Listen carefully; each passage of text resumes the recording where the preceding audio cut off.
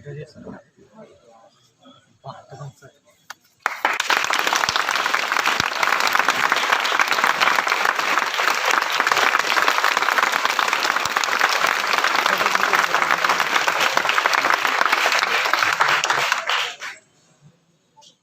जी से आग्रह है कि सोनू जी आए और आप भैया को सम्मानित करें।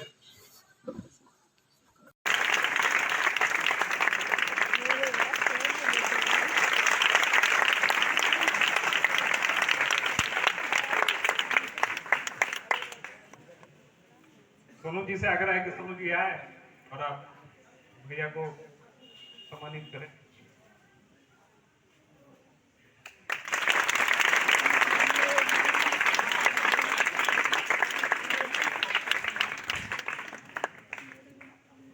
अब मैं सीधे मंच की औपचारिकता को दरकिनार करते हुए सीधे आनंद भैया को मंच समर्पित करता हूं और सीधे आनंद भैया आप लोगों से वक्तव्य रखेंगे।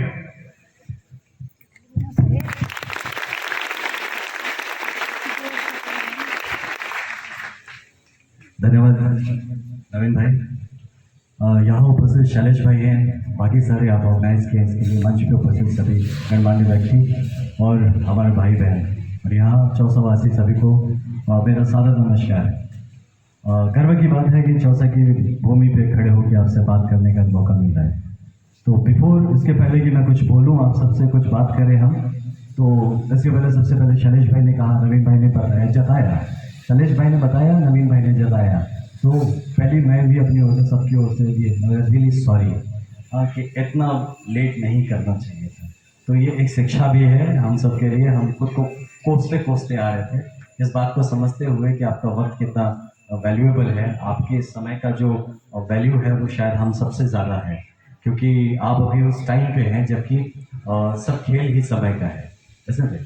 तो इसके लिए वी आर रियली सॉरी। तो आशा करते हैं आप हम सबको माफ़ करेंगे इस लेट के लिए। माफ़ कर रहे हैं तो हाथ उठाइए, मेरे कोई बात नहीं। थैंक यू सो मच, बहुत धन्यवाद, बहुत धन्यवाद इस माफ़ी के लिए। और ये माफ़ी ही नहीं है, हमारे लिए शिक्षा भी है, मेरे लिए पर्सनली शिक्षा है। मैं जनरली बड़ा पंक्चुअल होता हूँ, लेकिन बीच बीच में आप जैसे ही कुछ भाई बहन रास्ते में मिलते उसमें थोड़ा सा विलम्ब हो गया। तो अब हम मुद्दे की बात पे आते हैं। तो मुद्दे की बात ये है कि आप सभी जो युवा हैं, स्पेशली मैं आपसे, मुझे बताया जैसा शैलेश भाई ने, नवीन भाई ने भी बताया, तो हम आपसे बात करने के लिए आए थे। तो बात तो दोनों तरफ से होनी चाहिए ना, नहीं तो भाषण होता है ना। तो मैं बोलूँगा कुछ ज़्यादा नहीं, आपका और वक्त जाया करूँगा। तो मैं चाहता हूँ आप में से कोई प्रश्न आए तब हम उस पर बात छेड़ें। कोई कुछ बोलना चाहता है, कुछ कहना चाहता है आप में से, बताओ, तब उसको हम कहेंगे ना संवाद। हाँ, अपना नाम बताना पहले। करिश्मा यादव। पहले तो मैं सर आपको कोटि कोटि प्रणाम करें, जय हिंद। और आप अपना कीमती समय सर हम लोग मतलब व्यतीत कर रहे हैं, इसके लिए हम लोग बहुत मतलब आभारी होंगे।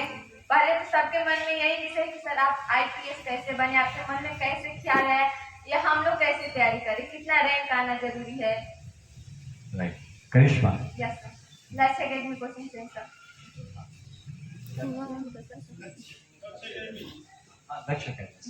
करिश्मा, बैठे, थैंक यू। तो करिश्मा ने तो बहुत वाइटल और बेसिक क्वेश्चन किया IPS बनने वाली बात। मैं सबको, और एकेडमी भी उनका लक्ष्य है, हा? तो लक्ष्य यही बात है, कहानी यहीं से शुरू होती है, लक्ष्य निर्धारण से। तो लक्ष्य निर्धारण कब करें? बहुत बार मैं ऐसे लोगों से मिलता हूँ जो कि ग्रेजुएशन के बाद पूछते हैं अभी क्या कर रहे हैं, कहते हैं मैं ग्रेजुएशन कर रहा हूँ या कर रही हूँ, उसके बाद सोचें। तो वो फिर लक्ष्य निर्धारित नहीं रहा। आप कुछ कर रहे हैं लेकिन जस्ट डिग्री के लिए करें। मेरा लक्ष्य क्लास 8 में निर्धारित हो गया था कि IPS बनना है। वो क्लास 8 में था मैं जब मैंने वो डिसाइड कर लिया था कि IPS बनना है। अब उसके बाद अब तैयारी हुई IPS होता क्या है। पहले था कि IPS बनना है, उसके बाद IPS क्या होता है, कैसे पढ़ना है। तो अभी तो आप लोग के पास एम्प्लॉयमेंट न्यूज़ है, बहुत कुछ चैनल्स हैं हमारे, सॉरी आपके पास इंटरनेट है, हमारे पास एम्प्लॉयमेंट न्यूज़ होता था। तो उसका हम निकाल के फिर उसके बारे में अध्ययन किए कि इसका स्कीम ऑफ द एग्जाम क्या है, UPSC की जो परीक्षा होती है। और मेरे IPS फर्स्ट चॉइस हमेशा रहा है, तो इसीलिए मैं और कुछ सोचा ही नहीं कि और कुछ और बना जा सकता है। तो लक्ष्य जो होता है वो हमेशा सिंगल होता है ना, अर्जुन की आंख की तरह। कि आप 2-4 जगह देखेंगे तो लक्ष्य नहीं भेज पाते। तो बहुत सारे लोग आपको कहेंगे हमेशा प्लान बी होना चाहिए, अगर ये नहीं हुआ तो क्या हुआ, है ना। लेकिन उसमें क्या हो जाता है कि आपका 100% एफर्ट में होता है। आपको पता है मैं मार्शल आर्ट्स भी करता हूँ, कराटे में ब्लैक बेल्ट भी हूँ। तो हमें ये इसलिए बता रहा हूँ कि जब हमें सिखाया जाता था कि जब आप फाइट कर रहे होते हैं, जब आप किसी भी कंपटीशन में उतर रहे होते हैं, तो क्यों उतर रहे होते हैं?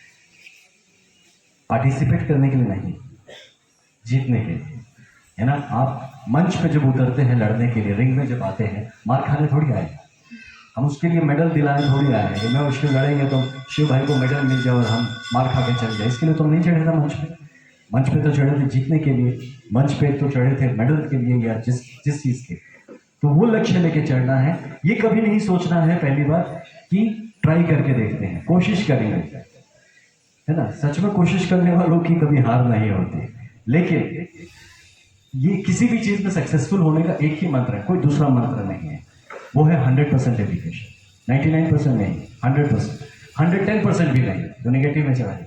100% डेडिकेशन। तो 100% डेडिकेशन लेके करिश्मा जब हम किसी भी काम पे लगते हैं, मैंने सोच लिया था या तो आईपीएस है तो कुछ नहीं, उसके बाद नहीं होता तो फिर सोचते हम क्या होता, लेकिन या तो आईपीएस है तो कुछ नहीं।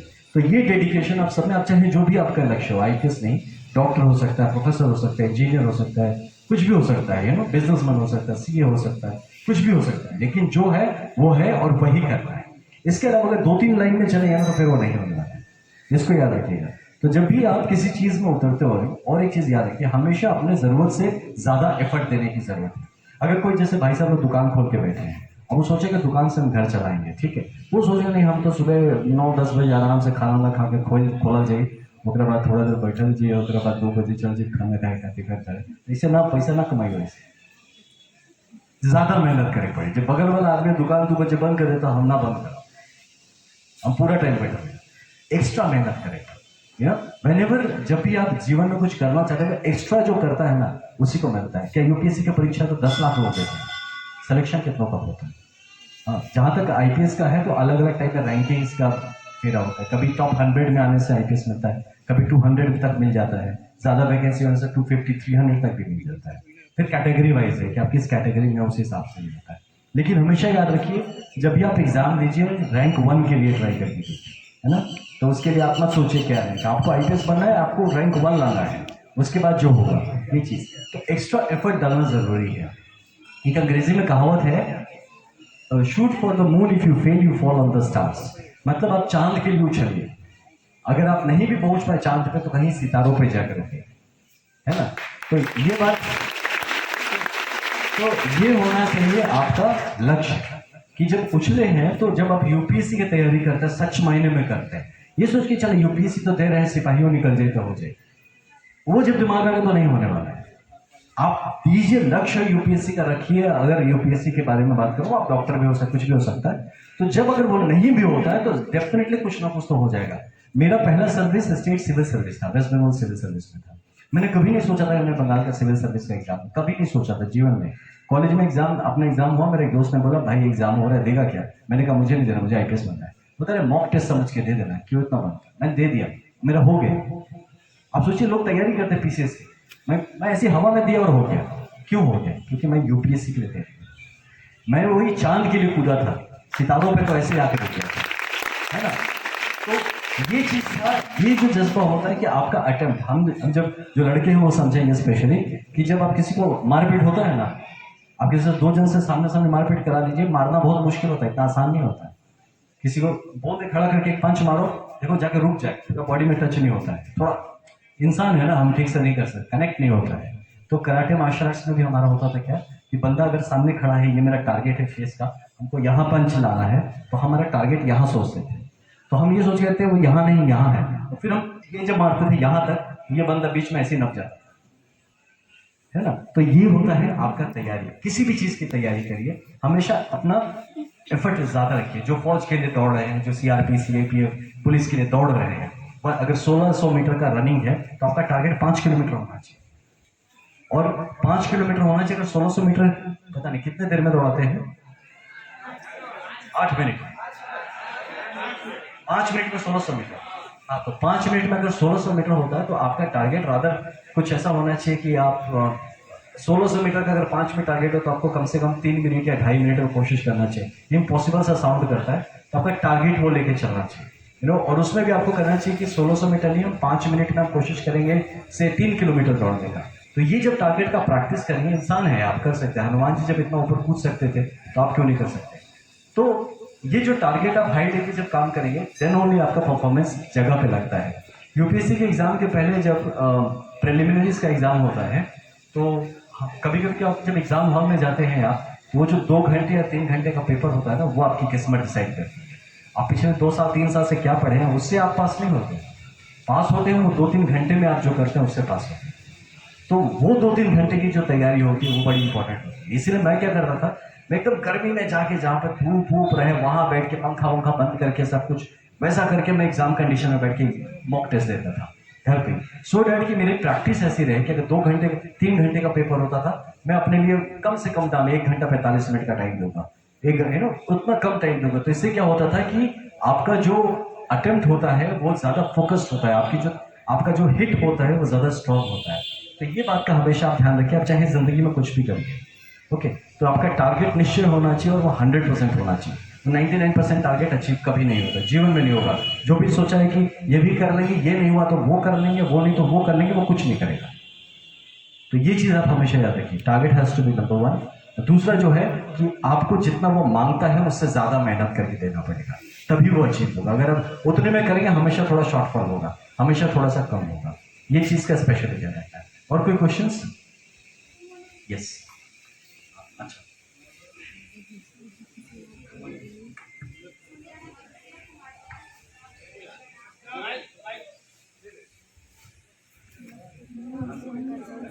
सर सबसे पहले आप सभी को मैं बाबू 1 मिनट बस, अनुप्रिया कुछ शुरू कर दी। हाँ, डोंट माइंड, मैं अभी बात करता हूँ आपसे, अभी नेक्स्ट आपसे पूछूँ। मेरा नाम अनुप्रिया कुमारी है। आपको प्रणाम सर, आपको बहुत बहुत धन्यवाद, आपने अपना कीमती समय हमें दिया। सर मैं आपसे कुछ क्वेश्चन पूछना चाहती हूँ। सर जैसे हम लोग पढ़ाई करते हैं तो सभी स्टूडेंट्स के लाइफ में होंगी, शायद आपकी लाइफ में भी होगी। सब लोग पढ़ते समय, जब हम लोग पढ़ते हैं तो हमें नींद आती है या फिर कोई टॉपिक याद करते हैं तो हम भूल जाते हैं। सर जैसे और भी सर आप इसके बारे में क्या कह सकते हैं? Right. तो दूर कैसे कर सकते हैं सर? बिल्कुल, अच्छा क्वेश्चन है अनुप्रिया, थैंक यू। बैठिए। तो अनुप्रिया का जो क्वेश्चन है बड़ा वैलिड क्वेश्चन है। ये होगा, देखिए पहली बार नींद कब आती है? जब आप बोर होते हैं। हमेशा याद रखना, नींद तभी आती है जब आप बोर होते हैं, तभी नींद आती है। नींद का ये बेसिक फंक्शनल प्रॉपर्टी है। तो आप ऐसा चीज मत पढ़िए या ऐसा चीज मत करिए जो आपको बोरिंग लगे, ओके। कभी कभी होता है कि आप एक ही चीज ज्यादा बार बार रिपीटेट करने से भी बोरिंग लगता है ना, वो बोरिंग होने से नींद आती है। तो इस चीज का ध्यान रखिए कि आप जिस सब्जेक्ट को उठा रहे हैं, एक जनरली एक इंसान का अटेंशन स्पैन 40 मिनट का होता है। इसीलिए जनरली क्लासरूम्स जो क्लासेस होते हैं 40 मिनट के होते हैं जनरली। अब कहीं कहीं आजकल लोग बढ़ा देते हैं, दूसरी बात है, बट एक जनरल इंसान का जो कंसंट्रेशन का स्पैन होता है 40 मिनट का होता है। तो अब 40 मिनट के लिए अपने लिए एक सब्जेक्ट उठाइए और उस सब्जेक्ट को गहराई से पढ़िए, समझिए। कैसे? आप एक सिर्फ रीडिंग करेंगे ना, किसी चीज को बोर करता है, आप उसको समझने की कोशिश करिए। कि अगर आपने किसी चैप्टर को उठा लिया, अभी न्यूटन्स थ्योरीज और 3 थ्योरी उठा लिया आपने न्यूटन्स लॉ के, तो वो तीनों थ्योरी क्या होते हैं, कहाँ होते हैं, समझिए, उसको रियल लाइफ में अप्लाई करिए, है ना। कि आप दीवार को ठेल के देख लीजिए, ये इसको ऐसा करके गिरा के देख लीजिए, इसमें न्यूटन थ्योरी कहाँ लग रहा है, किस चीज़ को घुमा के देखिए न्यूटन थ्योरी से। तो आप उसको जब अप्लाई करके एप्लीकेशन बेस्ड समझने की कोशिश करते हैं तो आपकी नींद का थोड़ा सा इशू कम होता है। दूसरा, अगर नींद आता है तो सबसे अच्छा इलाज मैं आपको सबको बता रहा हूँ, कभी नींद आए तो आपको क्या करना चाहिए? सो जाना चाहिए, ठीक है। ये चीज करना, जब नींद आए सो जाओ। बिलीव मी, मजाक नहीं कर रहा हूँ, वेरी सीरियस, मैं नहीं सीरियस, और जिम्मेदारी के साथ कह रहा हूँ कि जब नींद आए आप सो जाइए। बॉडी एक लिमिट के ज्यादा नहीं सोएगा, जब नींद आए आप सो जाएंगे। जब सोएंगे तो वो टेंशन दिमाग में आएगा, अपने आप से आप खुल जाएगा, फिर पढ़िए। तो you have to do that. लेकिन खुद को बॉडी के साथ आप जबरदस्ती करेंगे तो दिमाग और बॉडी का संतुलन बिगड़ जाने से काम होता नहीं।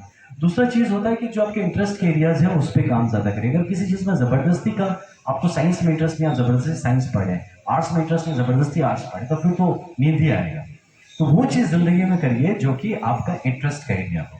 ऐसा चीज नहीं करिए कि सब दुनिया भेड़ चाल चल रहा है, सब ये कर रहे हैं तो हम भी ये कर रहे हैं, सब यूपीएससी दे रहे हैं हम भी यूपीएससी दे रहे हैं। अरे आप क्यों यूपीएससी दे रहे हैं? कल को आप यहाँ के सबसे बड़े व्यवसायी हो सकते थे, आपका बहुत बड़ा इंडस्ट्री लगा सकते हैं, तो आप क्यों यूपीएससी लेके IAS IPS बनना है ना? तो हाँ, ज़रूरी नहीं है कि जिस तरह दुनिया चलती है आप चलते। ये एक बात हो गया कि नींद नहीं आने के लिए। दूसरा होता है खान पान पे ध्यान रखिए। वो कहते हैं ना कि काव्यचेष्टा बको ध्यानम स्वान नेत्र तथा वचन अल्पाहारी गृह त्यागे विद्यार्थी पंचलक्षण। तो काव्यचेष्टा सबको पता है कैसे करना है, काव्य बको ध्यानम ये भी पता है, समझाने की जरूरत नहीं है। स्वान नेत्र, स्वान नेत्र तभी आएगा जब आपके दिमाग में आप जब बहुत अलर्ट रहेंगे किसी चीज़ को लेके, फोकस होके एक टास्क लेके चलेंगे कि इसको मैं इतने टाइम में ख़त्म करना है। अगर आप वक्त एक ऐसा है ना कि अगर आप छोड़ देंगे ना तो वक्त खींचता जाता है। अगर एक ही चैप्टर पढ़ने के लिए आपको 5 दिन दे दिया जाए, आप 5 दिन पढ़ते रहिए, वो खत्म नहीं होगा। लेकिन कहा जाए कि अगले 15 मिनट बाद एग्जाम है, टेस्ट है उसी चैप्टर का, आप 15 मिनट में पढ़ लेंगे उस चैप्टर। तो इस तरह से अपने टारगेट सेट करके काम करिए। ये मैं पढ़ रही हूँ या पढ़ रहा हूँ, इसको मैं आधे घंटे में खत्म करके नेक्स्ट आधे घंटे में इसी के बेसिस पे मैं कोई टेस्ट लिखूंगा। ये चीजें हैं जो कि आपको खुद इनोवेट करना पड़ेगा। ओके, अल्पाहारी, अल्पाहारी कम खाना वाना खाना है ना, कम ज्यादा खाने से नींद तो आएगी। ये चीज है, क्या खाते हैं, आपका जैसा मन वैसा, जैसा अन्न वैसा मन। आप क्या खाते हैं उस पर भी डिपेंड करता है कि कितना क्या खाते हैं, कितना आप अपने फिटनेस रहना जरूरी है। क्योंकि आप अनफिट हो गए तो शरीर अनफिट हो गया तो बॉडी फिट कभी नहीं रहेगा। उस पर ध्यान। और गृह त्यागी मतलब घर छोड़ के जंगल जाने को कोई नहीं बोलता है। गृह त्यागी मतलब होता है मोह माया त्याग करना है। तो उसमें क्या करना है कि ज़्यादा से आपकी जो सोशल रिलेशंस बनाते हैं हम, दोस्त यार, घर के प्रॉब्लम्स में इन्वॉल्व हो गए है ना, अपने रिलेशनशिप इश्यूज में इन्वॉल्व हो गए, दोस्ती यारी में ज़्यादा इन्वॉल्व, इन सब चीज़ों से थोड़ा सा अपने आप को बैलेंस करके रखना है, सो दैट कि आप अपने काम पर फोकस कर सकें। ये सारे करने से ये नींद का भी इशू ठीक हो जाता है, आई बिलीव, है ना। अगर और बाकी जो भी स्टूडेंट लाइफ में रिलेटेड इश्यूज आते हैं, जैसे कि कभी कभी मोटिवेशन डाउन हो जाता है, मोरल डाउन हो जाता है, तो ऐसे तरीकों में देखो मैं गिटार बजाता हूँ, मैं गिटार भी बजाता हूँ, बाइक चलाता हूँ और पोएम में लिखता हूँ, मैं हर वो काम करता हूँ जो कि पढ़ाई सिलेबस से बाहर है। तो उससे क्या होता है कि मेरे अपने ऑल्टरनेटिव्स, अगर मुझे नींद आएगा मैं गिटार लेके बैठ जाऊँगा ना, बढ़िया से तुझे देखा तो जाना सनम गाना वाना बजाऊंगा 2-4, एंड नींद भी चला जाएगा and you feel interested also, मन भी खुश हो जाता है और फिर वापस आप पढ़ाई कर सकते हैं। तो इस तरीके से आपकी जिंदगी में हॉबी होना चाहिए, इंटरेस्ट होना चाहिए, पैशन होना चाहिए। ये अगर नहीं है, सिर्फ पढ़ाई करेंगे तो फिर बोर होंगे और नींद आएगी। एक लिमिट होता है पढ़ने का भी। ये कोशिश मत करो जीवन में कभी कि एक ही दिन में हम सब पढ़ लेंगे, एक ही दिन में हम 12 घंटा 16 घंटा 20 घंटा पढ़ लेंगे। हाँ, एग्जाम के जस्ट पहले ये जरूर होता है, लोग पढ़ते भी हैं, लेकिन लगातार आप इतना नहीं पढ़ सकते, वो इंसान नहीं होता जो इतना पढ़ सके। तो आप 3 4 5 घंटे का शेड्यूल रखिए कम से कम हर दिन पढ़ने का, और अब जितना पढ़ते हैं उससे ज़्यादा उसको रिवाइज करिए।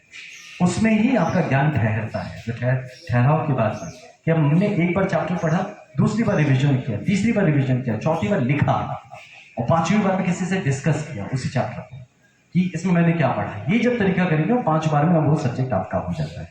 तो ये, और बाकी हर इंसान का सीखने का और बात को ठहराने का तरीका अलग होता है। मेरा कुछ अलग है, आपका कुछ अलग होगा। वो आपको ट्रायल एंड एरर खुद ही करके समझना पड़ेगा कि आपके लिए कौन सा स्टाइल काम कर रहा है, राइट? ठीक है, तो I think that's man. Thank you.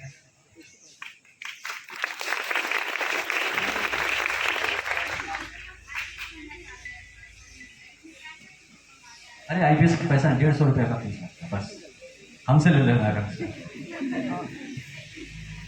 और पढ़ाई लिखाई में, सॉरी मैं अनुप्रिया, मैं समझ रहा हूँ आपकी इस पॉइंट में, किताबों की बात आती है। आजकल ऑनलाइन मटेरियल इतना ज़्यादा अवेलेबल है कि सच पूछे तो आज ना इंसान सिर्फ कंप्यूटर पर, लैपटॉप पर, मोबाइल पे पढ़ सकता है ना।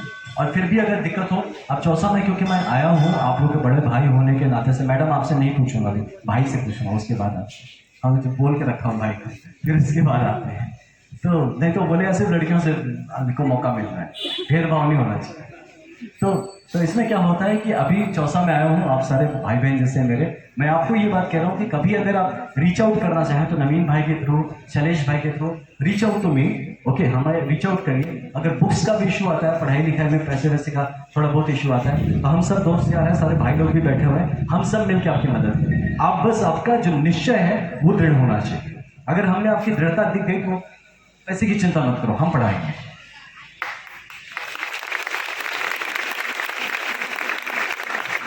आप फिर से बोलिए। हाँ, अब ये IPS की कोचिंग करेंगे हम थोड़ी देर में, अगर आपसे बात करते हैं। सब्जेक्ट कुछ भी हो सकता है। सब्जेक्ट UPSC के लिए आप UPSC का जो सिलेबस है, जो upsc.gov.in इस साइट पे जाइएगा, आपको पूरा स्कीम ऑफ द एग्जाम पता चल जाएगा उसमें कि वो एग्जाम 3 चरण में होता है, हर चरण में क्या होता है, सिलेबस क्या है, सब्जेक्ट्स क्या क्या है, वो भी उसमें से आप अपने हिसाब से अपने पसंद का सब्जेक्ट चुन लीजिए। ऐसा सब्जेक्ट कभी मत चुनिए जो कि कोई कहे कि ये स्कोरिंग है, कोई सब्जेक्ट स्कोरिंग नहीं होता है। आप अपने पसंद का, अगर मैथ्स में इंटरेस्ट है मैथ्स लीजिए, हिस्ट्री में इंटरेस्ट है हिस्ट्री लीजिए, दोनों से ही IAS IPS बना जाता है। कोई ऐसा सब्जेक्ट नहीं है जिसके through language is also not a barrier. आप अंग्रेजी में लिखिए, हिंदी में लिखिए, मैथिली में लिखिए, बांग्ला में लिखिए, तमिल में लिखिए, किसी भाषा में लिख सकते हैं। ओके, तो यूपीएससी का एग्जाम इनफैक्ट एक तरह से देखें तो बहुत सरल है, आपको सिर्फ उसका ढांचा समझने की जरूरत है और तरीकेबद्ध मतलब तरीके से उसको आपको उसके लिए तैयारी करनी है। इस यूपीएससी के एग्जाम में हार्ड वर्क कम चाहिए, स्मार्ट वर्क ज्यादा चाहिए। आपको स्मार्टली पढ़ना पड़ता है, गधे की तरह पढ़ के यूपीएससी क्लियर नहीं होता है, इसको स्मार्ट पढ़ना पड़ता है। बाकी आज क्योंकि मंच है, जगह वैसा नहीं है, हम और अनुप्रिया आपसे बात कर सकते थे, हम और डिटेल्स बात करेंगे। आप you reach out to us, okay. आप भाई लोग को, नवीन भाई को बताइए, शैलेश भाई हैं यहाँ पे, आप हमें बताइए। मैं सबको बता रहा हूँ, अगर आपका दृढ़ता है, निश्चय है, तो आपसे ज्यादा निश्चय और दृढ़ता हम दिखाएंगे और आपको उस जगह तक ले जाएंगे जहां तक आप जाना चाहते हैं। इट्स नॉट अबाउट यूपीएससी, आप कुछ भी करना चाहते हैं। आज इस मन से बता रहा हूँ, हमारे जितने भाई बहन हैं, ये सब आप सबके लिए कह रहा हूँ, क्योंकि as a your elder brother, आपके एक बड़े भाई की तरह आज किसी जगह पे अगर मैं पहुंच पाया हूँ तो मैं भी ऐसे गुरुजन, बड़े जन, इन लोगों की सहायता, सहयोग से ही पहुंचाऊंगा। तो आज हमारी जिम्मेदारी बनती है कि हमारे भाई बहन जब आना चाहे तो हम आपको हाथ पकड़ के खींच के ऊपर ले आए। तो ऐसे में कहीं भी अगर आपको ठहराव महसूस होता है, कहीं लगता है कि हमारी जरूरत है, बस आप एक बार बुलवा देना, आपको 2 बार नहीं बोलना पड़ेगा। वी विल कम बैक, हम वापस आएंगे and will help you out in everything, ठीक है। भाई कुछ पूछ रहा था। मेरा नाम अनु पटेल। हाँ, क्या बताया? मेरा नाम अनु पटेल पड़ेगा। अनु पटेल। अनु और मैं भलवा से हूँ, लक्ष्य अकेडमी कोचिंग से आया हूँ। आप सबसे पहले मैं आप सभी को प्रणाम करना चाहता हूँ। सर, आपने हम लोग को इतना महत्वपूर्ण टाइम दिया ताकि हम अपने गोल को अचीव कर सकें और ऐसे सफल व्यक्तियों से मार्गदर्शन प्राप्त करें। सर, मेरा प्रश्न यह है कि जैसे हम एग्जाम हॉल में बैठते हैं, उस समय हमारे पास जो होता है प्रेशर होता है, तो सर प्रेशर को हम कैसे कम करें?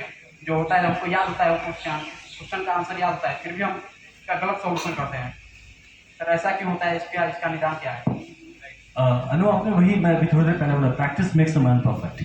प्रैक्टिस करना पड़ेगा ज़्यादा से ज़्यादा। क्या होगा कि जब आपका परफेक्शन इस लेवल पे आ जाएगा ना, आपकी जब तैयारी अच्छी रहेगी, आपने जो सिलेबस है, आपको तो पता है कि आप किस एग्जाम में जा रहे हैं। सपोज आप अपने कॉलेज के एग्जाम में जा रहे हैं, आपको तो पता है सिलेबस क्या है, तो सिलेबस को इस अच्छे से पढ़ाई कर लीजिए, आप इतना रगड़ दीजिए कि आप पढ़ाने की योग्य बन जाए, है ना। तो ये इस बात को आप ध्यान रखिएगा ना कि आपकी तैयारी सॉलिड होनी चाहिए। सॉलिड तैयारी होगी तो आप जब ग्राउंड पे जाके आप लिखेंगे जब, तो वो चीज़ में प्रॉब्लम नहीं होगा। और प्रैक्टिस ज़्यादा होना चाहिए। मैंने जैसे बताया ना, 3 घंटे का अगर पेपर है, जैसे या तो 1600 मीटर के लिए दौड़ना है 5 मिनट में, तो हम रादर 1600 मीटर नहीं, हम कम से कम 3 किलोमीटर या 5 किलोमीटर दौड़ने का प्रैक्टिस करेंगे, उतने में ही।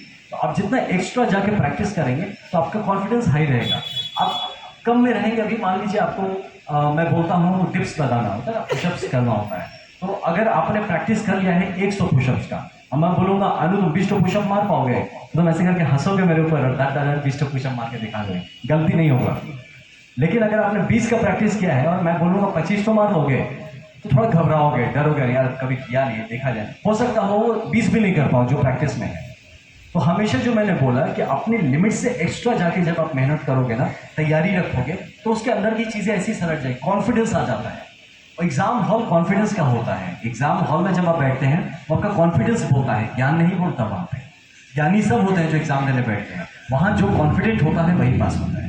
तो इस बात को ध्यान में रखिएगा। और कॉन्फिडेंस आएगा पढ़ाई से। आप जितना मेहनत करेंगे उतना ही कॉन्फिडेंट होंगे, जितना प्रैक्टिस करेंगे उतना ही परफेक्ट होंगे। और ये जब चीज़ें आ जाएंगी एग्जाम हॉल में, कोई प्रॉब्लम नहीं होगा। राइट अनु भाई? और इसका कोई विकल्प नहीं मेरे भाई, पढ़ना तो पढ़ना पड़ेगा, इसका कोई विकल्प नहीं। थैंक्स अनु। राइट, एक और हम लास्ट क्वेश्चन लेते हैं। और जब तक नवीन भाई वहां तक पहुंच रहे हैं, मैं आप सबको ये फिर से बता रहा हूँ। हाँ, और ये सिर्फ मन से ना, ऐसे हवा में आपको मैं बोल के चला गया, आनंद भी आए थे बोल के चले गए, वैसा वाला बात नहीं है। Take it seriously. मैं सीरियसली लेता हूँ आपके करियर को, आप अपने करियर को सीरियसली लीजिए। आप में से 2-4 भाई बहन भी अगर डॉक्टर बनना चाहें, इंजीनियर बनना चाहें, चार्टर्ड अकाउंटेंट बनना चाहें, यूपीएससी देना चाहें, इट्स नॉट अबाउट कि मैं IPS हो तो आप सबको यूपीएससी दिलाऊंगा, ऐसा नहीं है, ठीक है। जिसका जिसमें इंटरेस्ट हो करो। और आप में से अगर नवीन भाई को बताऊंगा, है ना, इनमें से अगर हम 5 बच्चे भी ऐसे मिल जाए ना जिसमें वो दृढ़ता हो, दृढ़ता मतलब वो जो सुपर 30 का कॉन्सेप्ट था ना, 30 को क्वालिफाई होना है, वैसा होना चाहिए कि आपने वो गोईठा में घी सुखाने वाला काम नहीं करूंगा मैं।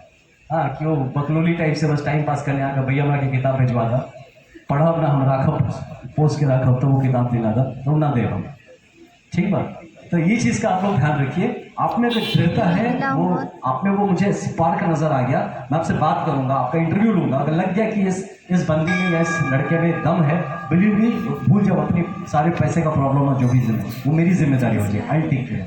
तो ये बहुत, मैं ताली मत बजाना इसकी, हाँ, मैं ये ताली के लिए नहीं बोल रहा हूँ, किसी चीज़, I want this to be done.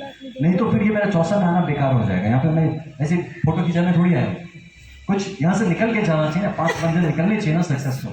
तो ये अगर हो जाएगा तो मुझे तब लगेगा कि हाँ मैं जो क्या हाँ, तो 25 तारीख जो 25 जुलाई का हमारा जो संवाद था वो सक्सेसफुल हुआ, ठीक है ना, राइट। ताली मत बजाना, बस अपने में से वो 5 बंदे कम से कम निकल के आओ and let's do it together, right. Yes ma'am. Good morning Good sir, morning. मेरा नाम सिंधु कुमारी है और मैं अभी कॉम्पिटिटिव एग्जाम्स की तैयारी कर रही हूँ। तो कोविड के बाद ऐसा हुआ कि सारा जो प्रिपरेशन ऑनलाइन हो गया है, तो ये होता है कि कॉन्सेंट्रेशन नहीं बन पाता है। कभी कभी अभी लगता है कि मोटिवेशन रहता है कि लगातार 10 दिन पढ़े, उसके बाद मोरल डाउन होता जाता है।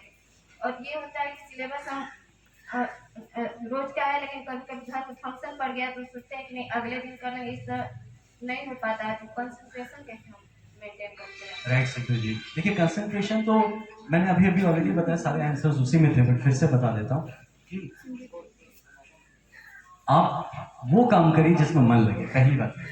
अब जैसे फॉर एग्जांपल बताऊँ, आपका करियर ये मत चुनिए कि मुझे डॉक्टर बनना है, इंजीनियर बनना है, IAS बनना है। कैसे आप अपने स्वभाव को एनालिसिस करिए, मुझे क्या करना अच्छा लगता है, मुझे किसी की मदद करनी अच्छी लगती है, कोई बीमार आदमी है उसको सेवा करना अच्छा लगता है। इसका मतलब भगवान आपको कह रहे हैं बेटा आप डॉक्टर बनो, वैसे करियर डिसाइड करते हैं। ऐसा नहीं अच्छा भैया हमारे डॉक्टर हैं, पड़ोसी हमारे इंजीनियर हैं, ये हमारे IAS है तो हमको भी वो बनना, वो नहीं होना चाहिए।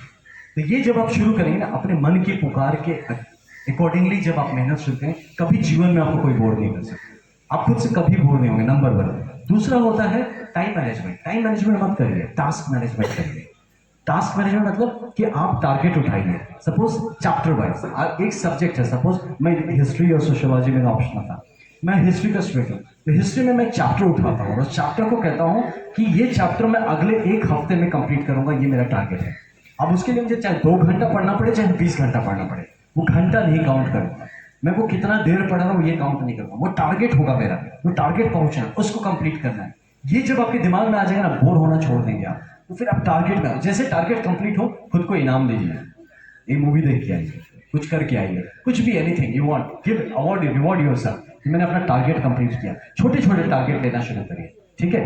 तो इस हिसाब से आप करेंगे तो आप बोर नहीं होंगे। दूसरा, ये जो घर में प्रोग्राम है, फंक्शन है, दोस्तों की बर्थडेज है, पार्टी है, इसको जरूर इसको अटेंड करिए, इसको मत छोड़ो यार, इंसान हो, इंसान बने रहो, मशीन थोड़ी बनना पढ़ाई लिखाई ये सब अटेंड करो, अपनी इंसानियत मत भूलो, अपना जज्बा मत मरने दो, ओके।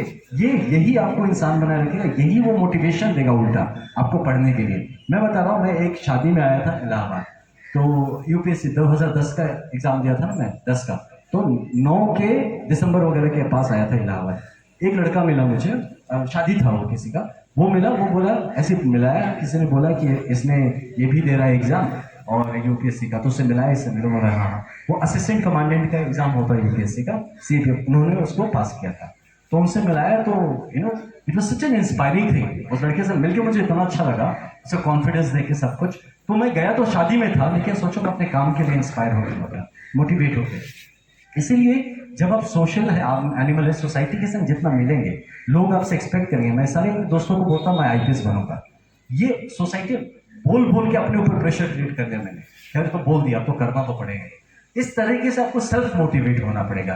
आनंद मिश्रा जैसे लोग आपको मोटिवेट नहीं कर सकते, हम बेवकूफ़ बना सकते हैं आपको, हम मोटिवेट कभी नहीं। अगर आप सोच रहे मोटिवेट हमें आए, नहीं आए, आप बातें सुन लीजिए सब कुछ, बट वो मोटिवेशन अंदर से आएगा, वो खुद जब तक मन नहीं बोलेगा आप नहीं कर पाएंगे, राइट। और लास्ट पॉइंट, कुछ आप एक्टिविटीज करिए, स्पोर्ट्स में आइए, पैदल चलिए, वॉक करिए, दौड़िए, कोई स्पोर्ट्स, कोई गेम्स, म्यूजिक, ये सब चीज़ें जब करेंगे ना तो तब दिमाग क्या होता है, फुर्ती में रहता है, वो थोड़ा सा बोर नहीं होता है, तो वो इंपॉर्टेंट है। सिर्फ पढ़ाई पढ़ाई पढ़ाई, काम काम, ये नहीं है कि कोचिंग जाएंगे, स्कूल जाएंगे, पढ़ेंगे, इसमें जीवन सिमट के रह जाएगा तो कुछ नहीं होगा, राइट। तो इसीलिए सब कुछ पे आप लोग ध्यान दीजिए, राइट।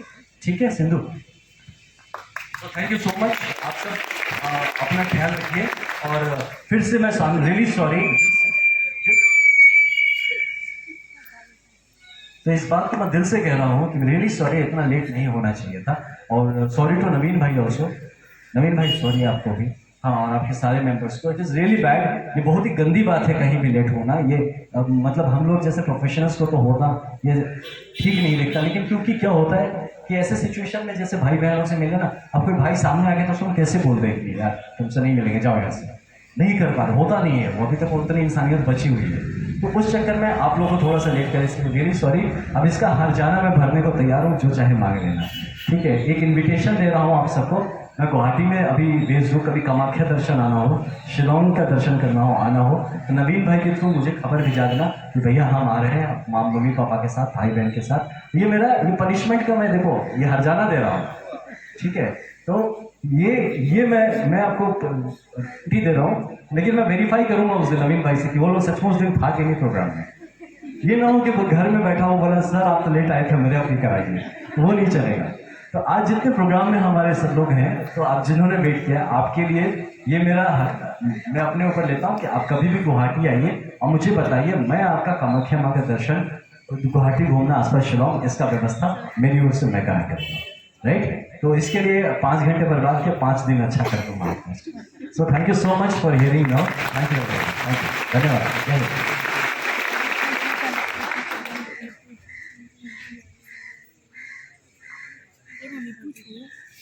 अब मैं ज्योति जी को आमंत्रित करता हूं, दीपक सिंह इंडियन आर्मी भैया को अंग वस्त्र देकर सम्मानित करेंगे। दोनों का छूट गया था। मृत्युंजय और सोनू दुबे जी शिव शक्ति दुबे भैया को अंग वस्त्र देकर सम्मानित करेंगे। कहाँ है सोनू जी और मृत्युंजय जी?